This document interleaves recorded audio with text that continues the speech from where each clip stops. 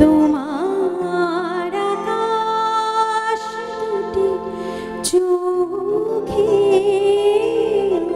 আমি হয়ে গেছি তারা।